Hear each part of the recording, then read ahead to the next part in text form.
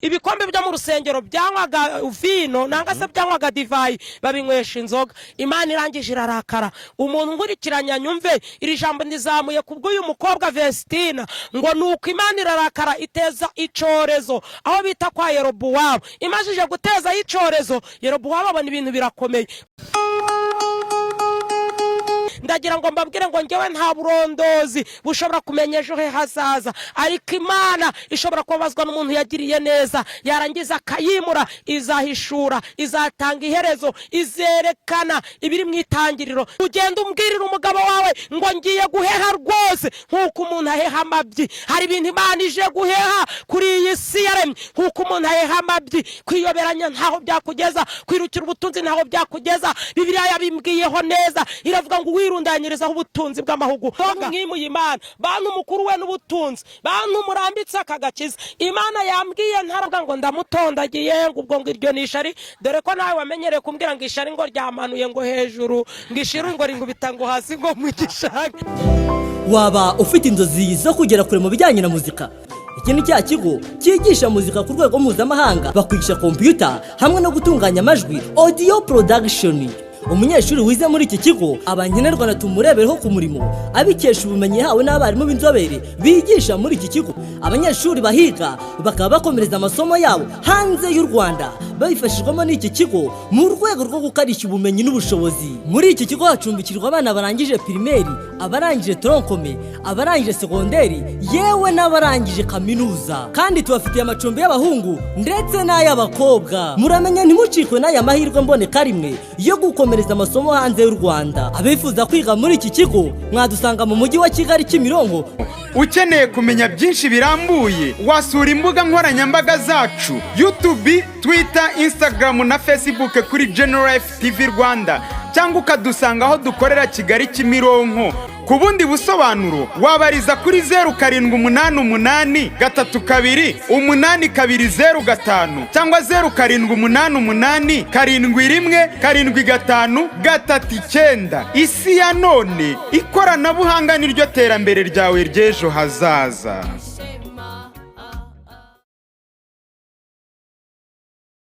Ubwo rero arumbwiye ngo ku mukobwa ushoje akojeje Imana isoni guteze niko arumbwiye. Urumva niba Dorokasi biri kuvuga yuko ngo yagiye gushaka umugabo cyangwa se yamaze gutera igikumwe, inkwano umukecuru ngo yaraziriye kera ngo yaranazimaze. Mama wese ninda so ariko simubizi yuko ngenda umusesenguzi kubyiza n'ibibisi gusa mama we yaje inkwano neza se n'uburenganzira bwe. Ariko ubwo ikintu nagayeho nakabonye kuri kitoko, sinzi nuko narabutswe kwa Murinda habiko harya bayita ngo iki iriya chanoyi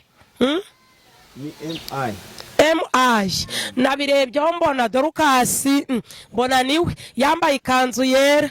Ariko nasomye comment nziza bamubwira ngo courage mukobwa wacu, ngo wa musore we turagusabye ngo dore umurusha imyaka. Ubwo ndashaka kubyinjiramo ndaje mbivuge neza, kandi ndabiza abantera amabuye baba bahari n'abambwira bati komeza ico wumva ushaka kuvuga barahari. Abandi bati dore tugaye umwana ukiri muto n'umuzira nkoni n'umuzira gihunga n'umuzira rutoto. Nashatse kuvuga ngenda shaka kugira ngo babwira ngo gushaka nibyo, kuko n'ubundi nditwe dutegereje ngo Dorukasi amira amahembe. Ni ntuza ni Dorukasi harya nanga ni Vestina, nishimwe Vestina ni Dorukasi, nishimwe Vestina utamvangira. Nanje nkwifurije urugo rwiza. Ariko ku rundi ruhande ninjiye mu ijambo ndabisesengura, nabibonye tariki zingara 15 ahari, sindi kwibuka umunsi nabibonye. Ndyamye Imana inzanira amagambo tujye gusoma mu kanya karibuze, kandi nayarose nanga se nayahawe majije kureba iyo nkuru. Nasomye ngo nsanga umugabo amurusha imyaka igera muri 20.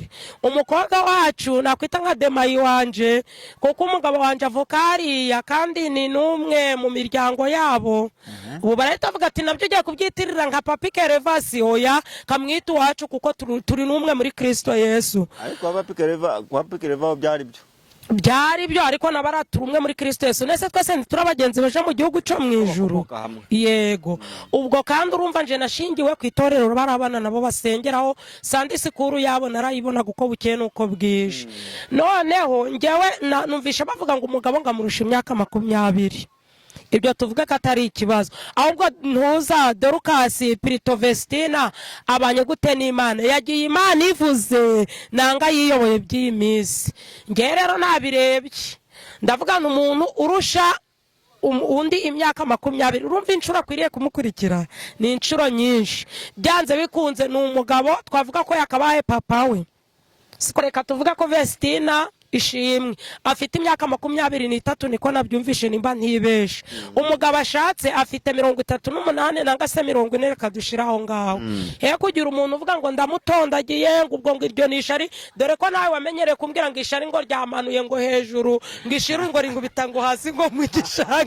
Nge nago ndi umunyeshari, ndi umusesenguzi waje kuri iyi mihanda gusesengura byabi by'ijambo ry'Imana byabi bisanzwe by'umubiri, nzabasesengura. Muranzi ko nitwa Peni na Nyiramugisha, umusitari uzwi ku isi viyuzi zigenda, kandi ikindi nkaba ndi n'umukozi w'Imana. Rero ikintu nshatse kuvuga, uyu mukobwa nje kurwanje ruhande nabonye ashobora kuba yagiye atari mu bushake bw'Imana. Ntiyagira abantu bantera amabuye, aba bana ndabazi baba mu buzima bugoye, ariko bakagira mama wabo na papa wabo usenga, Imana ikajya imubwira. Nanjye ndi umwe mu bahanuriye mama we, ndamubwira nti mbonye abana babiri b'abakobwa, nari mubonye acuruza restaurant ahantu mvuka, ndamubwira nti mbonye Imana ibazamuye, mbonye Imana irabatumbagije, ibagira abantu bo kwifuzwa. Ntariko ikindi kigeretseho birasaba ngo basengere, urabyumva? Mama aravuga ati ibyo nsanzwe mbizi, kandi Imana isanzwe ivuga. Imana ishimwe ko ishobora kuba yasoje ico yavuze. Ariko mu rundi ruhande nkabaza se nkawe Vestina koko wayobowe n'Imana nanga wiyoboye? Ico ni ikintu nshobora kwibaza nawe ukibaza. Birashoboka ko umwana ashobora kwa ati twebwe twakuze tubona imibereho idafatika 100%. Ntago ndi buvuge ko bari abakene kuko sinigeze mbagaburira, ariko hari urwego bavuyeho bagera ku rundi. Twese niko turi kubyumvikanaho. Akavuga ati umugabo bavuze ngo ni muri Cameroon, ariko nasomye igihugu ngo nimba ari Burkina Faso nico gihugu umugabo wavukamo. Uyu mwana w'umukobwa w'imyaka 24 akareba akavuga ati uyu muherwe nabonye bashiraho aka video karoha ibifaranga by'ibidolari ku bibero by'umugabo, bashiraho station, bashiraho ibintu bicukura amabuye y'agaciro, bashiraho company itwara ibintu n'abantu. Uyu mukobwa aho ntashobora kuba yarebye ubutunzi akavuga ati ntaguye aha nagwahe? Nkubwire nshuti yanje rero, nimba atari Yesu wakuyoboye uzarangira nabi, kandi ico nshaka kukubwira cyo isi nibiyuzuye nibyo Uwiteka, gusa nimbuzi ko ari Imana yakuyoboye sawa uzagira urugo ruhire, ariko nimba wirukiye ubutunzi ntaho uzagera. Nje ndi kubona ari nko gukoza Imana isoni, bitewe nuko nimba uriya mugabo ari umukristo akaba ari n'umupagani, ntago mbizi kuko twese turi abantu b'Imana yaremeye imirimo myiza, ndetse ngiyituremera muri Kristo Yesu kugira ngo tuyigenderemo. Gusa ikintu nanenza kuri uyu mukobwa Vestina, nabonye ku mafoto ye yarasokoresheje, kandi indangagaciro zacu nka ADPR twemerewe gutunga naturere. Namwitegereje maze iminsi burya ngemba reba, nubwo nanje mwamvuga, ariko hari ukuntu dukwiriye kugira itandukaniro. Umuririmbyi yaravuze ngo inteko zirimo kuturebera, zirimo kutwitegereza, twe gutekereza aho tuvuye ahubwo tureba imbere. Imbere niho tugomba kureba. Maze iminsi mubona rero amubona mutumini tugiye kuba nk'amene barimbuke za zindi nambaraga ntarakizwa. Nkabona afite itandukaniro na Dorukasi, nanjye bucuro bwanje yitwa Dorukasi. Mwarakabonye kamwe karirimbye ukuntu yatabaye Siteni mu bandi bakobwa. Birashoboka yuko ashobora kuba yari yarataye indangagaciro na kirazira by'itorero ryacu rya ADPR, kuko uko namwitegereje Vestina nshuti yanje, reka mvuga ngo mukobwa wanje nubwo nje ntafite uwa 25 mfite uwa 18, ariko nari maze iminsi mbona uyu mukobwa yitwara nabi, yambara utuntu tugufi turi hejuru y'amavi, mbona imitsatsi. Hari n'umuntu nigeze mbona ariko murabukwa ahantu mbona asutse, nitegereje mbona niwe. Mbwira Imana ngo se Mana, nuko aba bana bacu barangiye, nuko aba bakobwa bashoje, numva ni ikibazo gikomeye. Namurebye rero si shari sino gusebanya, ariko narabwenge biriho ndabivuga. Imana yabwiye Yerobowamu, turaje dusomira ijambo, iramubwira iti ngiye kukugirira neza. Ibwira Yerobowamu ivugiye mu kanwa k'umuhanuzi Ahiya wari utuye ahantu bita Shilo. Yerobowamu yari umukozi w'Imana arangije arayihemukira. Imana ikora igitangaza kuri Yerobowamu, ikura Dawidi ku ntebe iramwimika. Yerobowamu amajije kuba umutware yimura Imana, birangije kubera ko yari yataye Imana rurema, yari yataye Imana y'amasezerano. Yerobowamu yari yataye Imana, yari yarategetse akaba umwami. Nuko Imana irangije iravuga iti Yerobowamu namukuye kubuja, ico bita ububoyi, twese abanyarwanda turacumva ico kinyarwanda, ndangije mugira umwami. Nimuye Dawidi ndangije ndamwimika. Yerobowamu arangije ngo yimura Imana, inzu ayishiramo ibigirwamana, urusengero ngo barunywesha inzoga, ibikombe byo mu rusengero byanywaga vino nanga se byanywaga divayi babinywesha inzoga. Imana irangije irarakara. Umuntu nkurikiranya nyumve iri jambo ndizamuye kubw'uyu mukobwa Vestina, ngo nuko Imana irarakara iteza icorezo aho bita kwa Yerobowamu. Imajije guteza icorezo, Yerobowamu abona ibintu birakomeye, ngo arangije aravuga ati ndabigenza nte ko mbona iwanje bikomeye. Ngo nukabwira umugore we ati ndibutse Ishiru hari umuhanuzi, ndagira ngo bantu mwimuye Imana, bantu mukuru we n'ubutunzi, bantu murambitse akagakiza. Imana yambwiye ntaravuga ibya Yerobowamu nuko byagenze kwa Ahiya, yambwiye ngo Imana irashaka kugira ngo mwebwe mukorere mu nyungu zayo, kandi ndi kubona hari abantu bashaka kugira ngo Imana ikorere mu nyungu zayo, kandi Imana ari ishaka kugira ngo twebwe dukorere mu nyungu zayo. Mureke dukorere mu nyungu z'Imana kurusha uko twabwira Imana ngo izikorere mu nyungu zacu. Imana idufashe kandi tugirire neza. Imana irangije irababara iteza icorezo kwa Yerobowamu, kuko yari yibutse ko yamukuye kubuja, yamukuye ku buboyi. Yerobowamu birakomera, ngo nukabona asigaranya akana kamwe kandi yari afite abana benshi. Ngabwira umugore we ati rero iyoberanye biteye kumenyekana yuko uri umugore wanje, ugenda Ishiru hariyo umuhanuzi, ngo aba ari we ugenda ubaze azamenya ibizaba kuri uyu mwana, kuko ni nawe wampanuriye ingoma kandi biraba. Ngo nuko muka Yerobowamu yiyambika umwambaro nk'ubu butindi, ariko Imana ishimwe ngaho ngaho Ishiru. Turaje dusoma iryo jambo. Uyu Ahiya amaso y'umubiri yari yarahumye kubera ubusaza, ariko amaso y'umwuka yararebaga. Imana ishimwe kandi ihabwa icubahiro. Ngo nuko Imana ibwira Ahiya iti dore nguwo muka Yerobowamu araje, abivuganyeho n'umugabo, aramubwiye ngo yiyoberanye azahangaho bahanurire. Imana ishimwe yigireba ibihishe. Reka naje gutangaza hano kuri Kereti TV no kumigisha Imana TV ko nta kintu cyashwe kitazahishurwa. Imana yacu ireba urushishi rw'umukara mu rutare rw'umukara mu ijoro ry'umukara. Niyo izahishura amaherezo y'uyu mukobwa benshi bishimiye bagakomera amashi. Niyo izahishura iherezo ry'abantu bamajije gutwarwa umutima n'ibyisi. Niyo izahishura iherezo uko byagendekeye Yerobowamu kubera kwimura Imana, niko bizakugendekera nawe nutayoborwa n'Imana, ukayoborwa n'umubiri, ukayoborwa n'amafaranga. Hari uko bizakugendekera, kandi nudasenga ngo ugume aho yagusize, iherezo ryawe rizaba ribi. Kandi nanjye nintasenga ngo ngume uko nahamagawe, nanjye nta kabuza iherezo ryanje rizaba ribi. Nuko Imana ibwira uwo mugore wari warahumye uwo mukecuru, iramubwira iti nguwo muka Yerobowamu nguwo araje. Nuko iramubwira iti nubwo utarebesha amaso y'umubiri ariko ay'umwuka aracareba. Umumbwirira muka Yerobowamu acinjira mu muryango imirindi ye ndayikumvisha. Umubwira ngo muka Yerobowamu niki gitumye wiyoberanya, niki gitumye wiyoberanya. Imana iri kubwira bari kwiyoberanya ngo niki gitumye muyimuye, niki gitumye mwiyoberanya, niki gitumye. Imana idufashe kandi tugirire neza.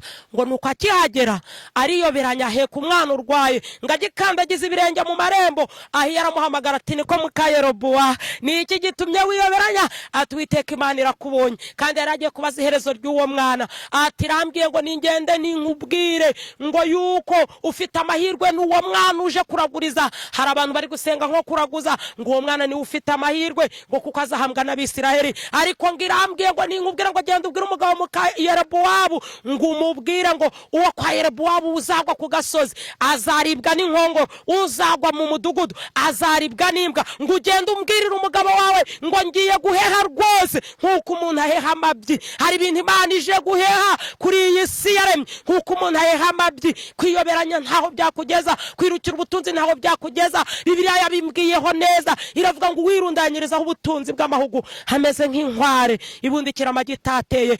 mukobwa wanje rero, mukobwa wa Yesu, mukristo wowe warumashije guhinduka, ibi mbivugiye kubwa uriya mukobwa Vestina, niwe mbivugiye. Ndagira ngo mbabwire ngo ngewe nta burondozi bushobora kumenya ejo he hazaza, ariko Imana ishobora kubabazwa n'umuntu yagiriye neza, yarangiza akayimura, izahishura, izatanga iherezo, izerekana ibiri mu itangiriro ndetse ibyerekanire mu iherezo. Imana y'amahoro itugirire neza. Dore nahagurukanye Bibiliya, ndagira ngo ntarinjira muri byinshi, ntarongera gusesengura ku bindi ndi kumva nshaka kuvuga, muzayantere naga muzabyihorere. Ndagira ngo dusomere ijambo riri mu Bami, nshobora kubivugisha umunwa.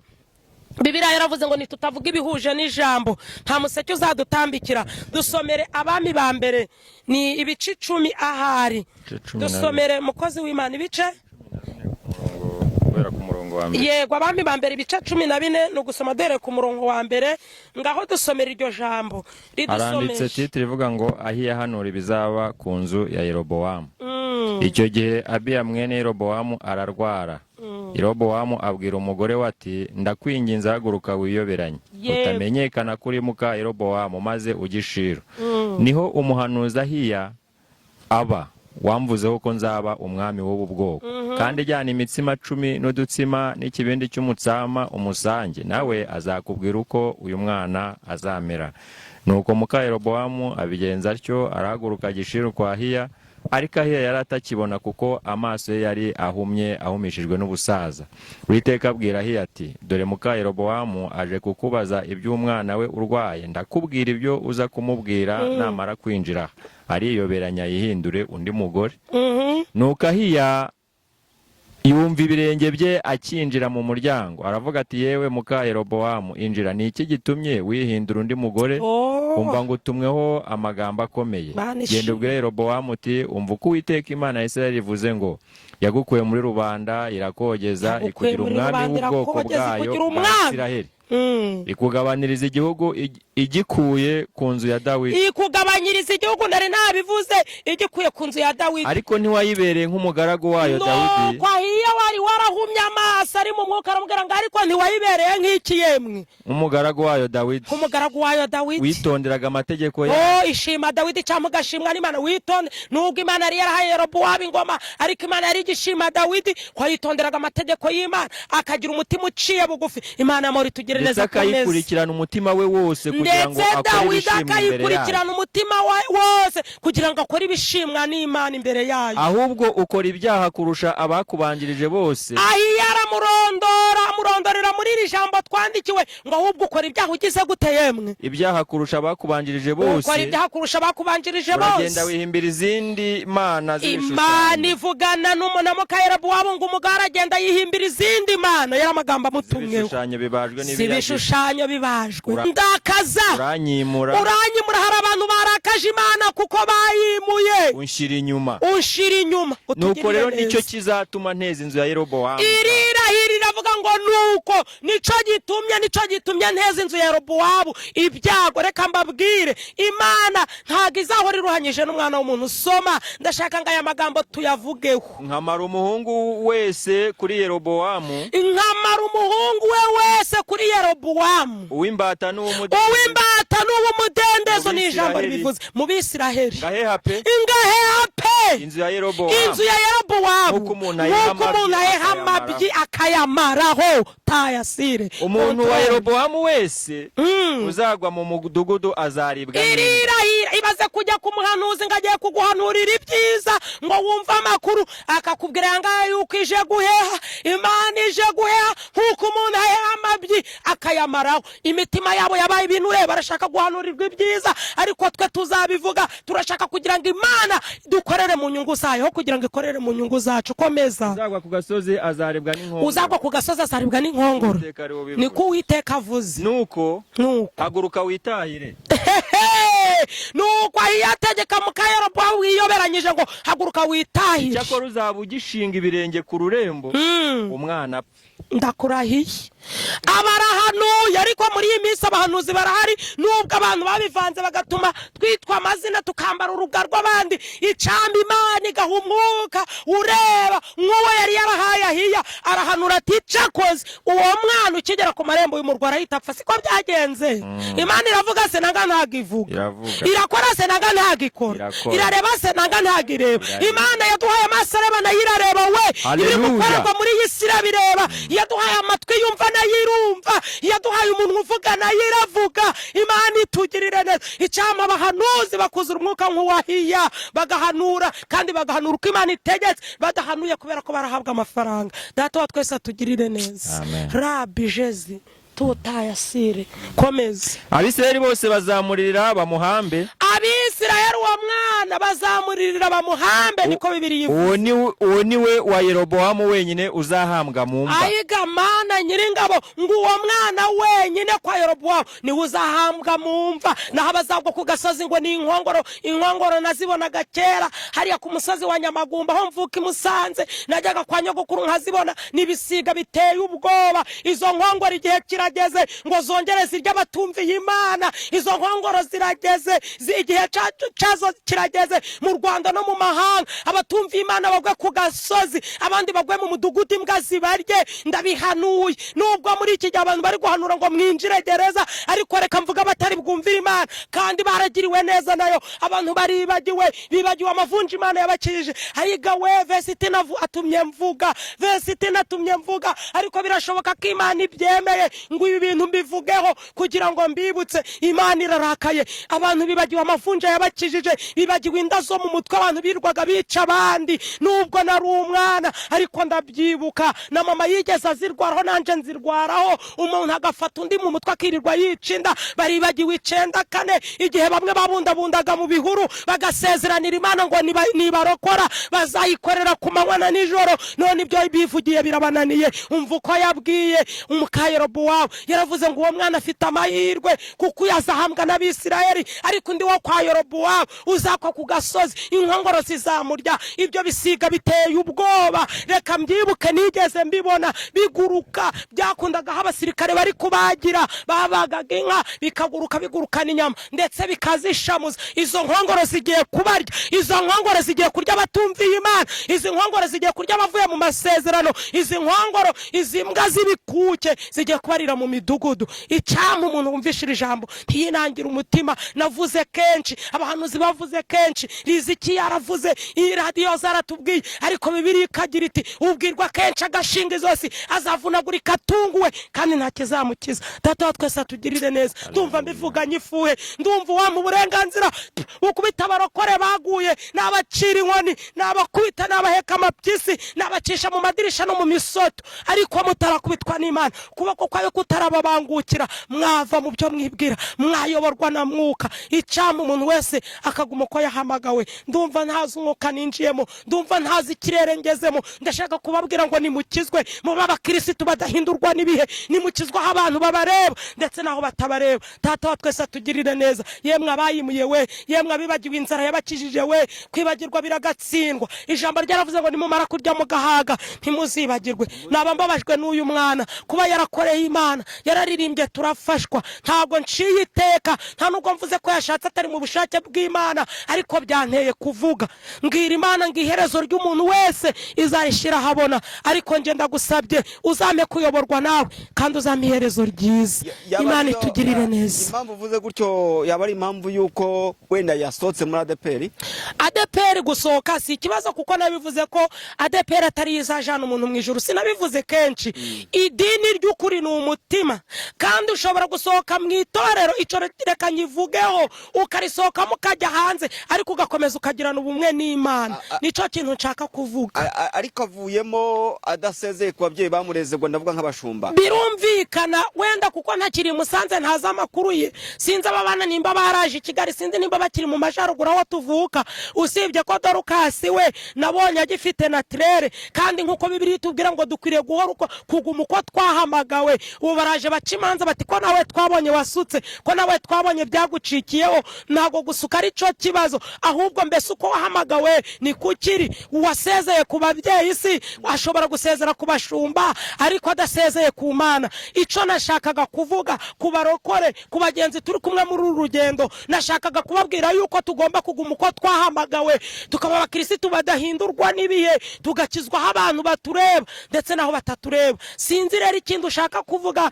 ngenda shaka kugira ngo mbabwire ngo se aho ntibwaba ari ubutunzi yirukiye akavuga ati uyu muherwe reka mpaguruka kugira ngo umuryango wenda uzamuke, reka ubu butunzi mbubundikire. Ariko nasomye amagambo ari muri Yesaya harimo kuvuga ngo wirundanyirizaho ubutunzi bw'amahugu ni nk'inkware ibundikira amagi itateye. Inkware ni inkoko y'inyakigunda, ni igicucu cyane igigenda ikabundikira amagi itateye. Ariko reka ntangariza abagihagaze muri uyu mwanya batafite ibyo bari kwirukira, mbabwire ngo isi n'ibiyuzuye nibyo Uwiteka Imana yapfumbatiye igipfunsi cyayo yaguhariza kwifuza. Reka mbwira abankurikiranye ngo nimugume uko mwahamagawe, nico canzanye kuri iyi kamera. Penina, wenda turi mu gusoza ikiganiro cyacu, ariko se hari umuntu ushobora kumva uvuga gutya avuga ati buriya Penina wasanga ari ishyari yuko Yuvestine agiye kuba yashaka cyangwa se agiye kuba yarongorwa n'uno muherwe. Ariko nyamara urumva nk'umuntu muturuka mu gace kamwe bakavuga ati wenda buriya agashyari karimo. Birashoboka ko babivuga kuko abantu bavuga ibiriho n'ibitariho, ariko nge no muri kamere yanje n'abagitunze umwuka wera muzangenzure muzambona nta shari mfite, kandi kisinge hagurutse ngo ngira gute ngo musenyere, kuko nabanje mvuga ngo nimba ari Imana ibikoze imwubakire, ariko nimba atari nayo ibikoze igira ukundi kuntu izajya igenda itanga urugero ku bantu kugira ngo utambitse ibirenge uvuye ku Mana akiyobora abone yuko Imana yacu itabangikanwa. Nico kintu nashatse kuvuga. Vestine ashobora kuba umukunzi we yenda yikundira umugore we wambara utukanzu nka turiya ayenda tugufi, ndetse akaba akunda umuntu unyereza imisatsi kuriya, ndiyo akanyereza kuriya, hanyuma Vestine akaba yisanze yabikoze kuriya akajya muri saro akawusokoza. Ntabwo twareka kuvuga kuko twe tumuzi afite naturel, tumuzi ari umwana w'umukobwa wambara akikwiza, tumuzi nk'umuntu wabaye muri gospel wamamaje ubutumwa bwiza akoresheje indirimbo zo kuramya no guhimbaza Imana. Rero Bibiliya yaravuze ngo hari igitangira riba ribi ariko nyuma ukaza kunguka. Birashoboka ko ari Imana igikoze, kandi binarashoboka ko atariyo yabigize gute igikoze. Kuba umugabo wabikunda ibyo ntibindeba, ariko icyo dushaka umuririmbyi yaravuze ngo gusa iconzi neza nuko iby'Imana ishaka ari byo nkwiriye gukora. Yego, tutakoze ibyo abantu bashaka. Bibiliya ikivuga ko umukristo adakwiye guhindurwa n'ibihe, kandi akwiye kubaho uko mbese akwiye kuba mu buzima akaba ari umukristo mwiza, kandi akaguma uko yahamagawe mbere. Niko Bibiliya itubwira. Hanyuma rero uyu waba wahinduwe n'ibihe akanyereza imisatsi atayihenyerezaga, ndetse akaba avuye mu mwanya yari ahagazemo mbere akayimukiye ahandi hantu, yaba yatandukire wenda ntibyatuma Imana imusiba mu gitabo cy'ubugingo? Warumbwiye ngo ko yaba yatandukiriye akava mu mahame y'itoro yasengeragamo akaba yimukiye ahandi hantu, akava mu gitabo cy'ubugingo? Ntabwo Imana yamukura mu gitabo cy'ubugingo. Oya, Imana ubugingo bw'umuntu bwo niyo uba ufite. Imana niba ifite ubugingo bw'umuntu mu biganza, ashobora no kuba wenda yavuye muri ADPR ariko agakomeza kubana n'Imana, nabyo birashoboka. Gusa icyo nashakaga kumubwira ngo niwe n'umutima we ashobora kutankurikirana, ashobora guhabwa agace gato kuri ubu buhamya, ariko iby'igitabo cy'ubugingo bwo bugingo bwacu ni Imana ibufite. Ibivugwa ko yaba atwite, ibi ngibi byo ntabwo kugeza ubyumvaho? Ibyo nabyumvishe gutya, ariko ko njye ntari umugabo ngo ntera inda se nabwirwa n'iki katwite. Gusa nabonye abyibushe, kandi hari igihe Imana ihindura amateka amabinga agakaba amatama. Gusa nabyumvishe njye ntoncira umuntu iteka. Baravuga ko kubyibuha kuriya ngo arimo akantu biramureba, ubwo niwe ufitanye urubanza n'Imana. Kandi hari igihe twabivuga akabata umugore n'urabyara, ariko aramutse ari ibyo hari uwatwika inzu ngo ahishe umwotsi se. Kaba ariyo mpamvu Bibiliya yaravuze ngo nta cyahishwe kitazahishurwa. Bamutenda ngo niyo mpamvu ngo nuko babugize ibanga, ariko yajyanye ndi bavuga ngo batwika inzu ngo ahishe umwotsi. Ubwo babugize ibanga kandi basezeranye public. Reka da, basezeranye hari imiryango, hari bashiki b'umusore ndetse n'imiryango y'uwo mukobwa. Ariko nta mukameramani wari uhari uretse manager wabo. Ngewe naje hano nje gusesengura ku byo tubona ku bantu bataye Imana, ku bantu birukira ubutunzi. Naje kubabwira ko amaso y'Imana kireba, naje kubabwira ko amatwi y'Imana acumva, naje kubabwira ko itarababariye ab'i Sodomo n'i Gomora nabo uyu munsi batihana izabarimbura. Atwite, abyare, agire gute, ariko nimba yavuye mu muhamagaro byanze bikunze ingaruka zizagaragara. Reka ngushimire cyane, wakoze nawe kuntumira, kandi n'abankurikiranye mwakoze. Imana ibarinde guhindurwa n'ibihe. Mwakoze hejuru y'imbaraga zose hari imbaraga z'Imana. Waba ufite inzozi zo kugera kure mu bijyanye na muzika? Iki ni cya kigo cyigisha muzika ku rwego mpuzamahanga, bakwigisha computer hamwe no gutunganya amajwi, audio production. Umunyeshuri wize muri iki kigo abanyenerwa natumurebereho ku murimo abikesha ubumenyi yahawe n'abarimu b'inzobere bigisha muri iki kigo. Abanyeshuri bahiga bakaba bakomereza amasomo yabo hanze y'u Rwanda babifashijwemo n'iki kigo mu rwego rwo gukarishya ubumenyi n'ubushobozi. Muri iki kigo hacumbikirwa abana barangije primaire, abarangije troncome, abarangije segonderi, yewe n'abarangije kaminuza. Kandi tubafitiye amacumbi y'abahungu ndetse n'ay'abakobwa. Muramenya ntimucikwe n'aya mahirwe mboneka rimwe yo gukomereza amasomo hanze y'u Rwanda. Abifuza kwiga muri iki kigo mwadusanga mu mujyi wa Kigali Kimironko. Ukeneye kumenya byinshi birambuye wasura imbuga nkoranyambaga zacu YouTube, Twitter, Instagram na Facebook kuri General FTV Rwanda, cyangwa ukadusanga aho dukorera Kigali Kimironko. Ku bundi busobanuro wabariza kuri 0788 32 8205 cyangwa 0788 71 75 39. Isi ya none, ikoranabuhanga niryo terambere ryawe ry'ejo hazaza.